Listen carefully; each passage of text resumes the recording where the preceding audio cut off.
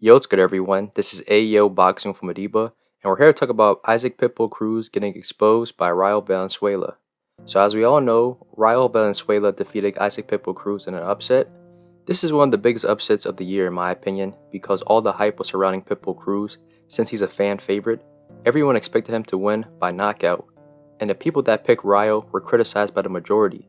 I chose Pitbull to win, but I always felt and knew that Rayo was a live dog and had the skills to upset. Rayo is a southpaw and is a boxer-puncher, and as seen in several of Pitbull's fights, southpaws and boxer-punchers give him issues. And if you can box a move, fight off your back foot, and have respectable power, you can beat Pitbull.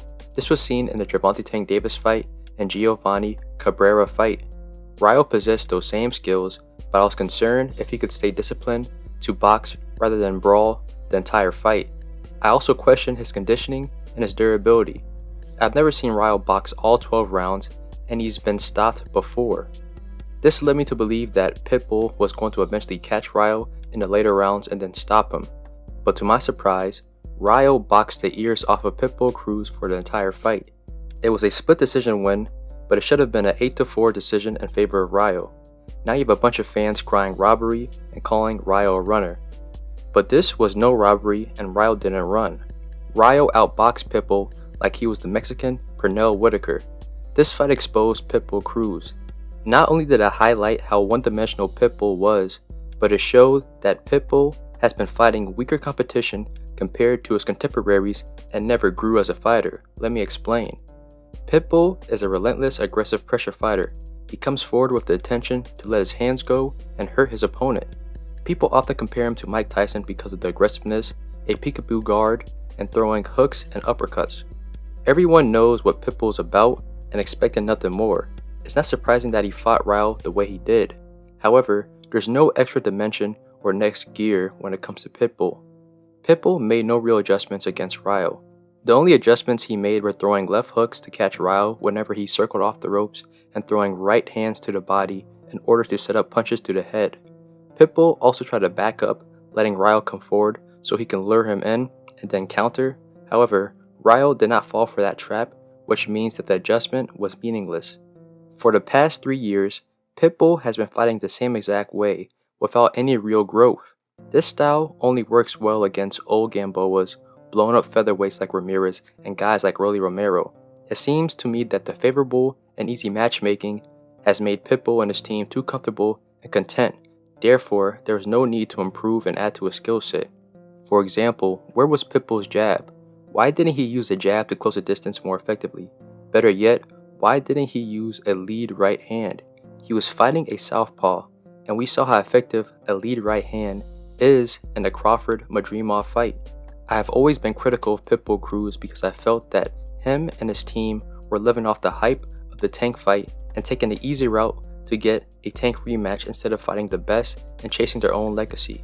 The hype train for Pitbull was real, and so many fans fell for it. Shit, even I fell for it after the Rolly fight, but Rayo stopped the hype train and I'm glad he did. It's safe to say that we'll never see the Tank vs Pitbull rematch. If Pitbull wants to gain the interest and the momentum back for that rematch, he will need to become a champion again. And that would require him to fight the top names at 140 and at lightweight.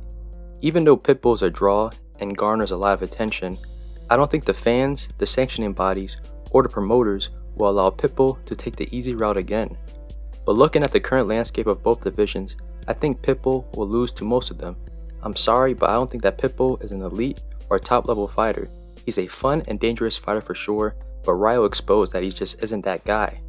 William Zepeda, in my opinion, is everything that people think that Pitbull is. So keep a keen eye on him to be that guy to replace Pitbull. But where does Pitbull go from here? The easiest answer is to force a rematch. I don't know if there's a rematch clause, but getting the rematch would be the most sensible thing to do. He would need to improve his technical skills, similar to what Marcos Maidana did, in order to beat Adrian Broner and give Floyd Mayweather a tough fight. But even if he does improve, I don't know if he could beat Rayo. Rayo had the perfect game plan to beat Pitbull. He boxed off the back foot and used lateral movement. He had an active southpaw jab, which made it hard for Pitbull to close the distance, but also established his range to let his hands go without being in danger of getting hit. But what impressed me the most was his punch selection. You can tell that Rayo studied the tank fight because he was throwing and landing that uppercut whenever Pitbull got close. The left hook around the high guard was also effective in this fight. Rayo would often pull down Pitbull's guard and then land that left hook on the side of his head. That's some high level stuff. And his defense was on point. His feet kept him out of Pitbull's range as he would jump and shuffle back to avoid punches. I was worried about him using the Philly shell since it's less effective in an open stance fight, but it worked well. He was able to slip, catch, and counter out that shell. This is another example of Floyd's influence on the current generation, but that's besides the point. I see comments saying that Rayo ran the whole fight, but that's far from the truth. Rayo controlled the fight. He held his ground, let his hands go, and outlanded Pitbull. Rayo also made the necessary adjustments throughout the fight, things like catching the right hook to the body.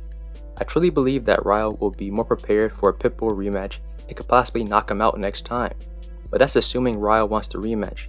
There are bigger and better fights for Rayo at 140, such as unifying with Alberto Puello or Liam Paro, or enticing a tank fight. If Pitbull cannot get a rematch, then he should look into fighting someone that will reinvigorate his hype.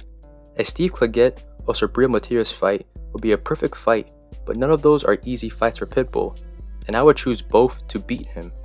But who knows, this is boxing, anything can happen. But thank you for tuning in with Ayo Boxing from Madiba. Hit like, subscribe, and more content's coming your way.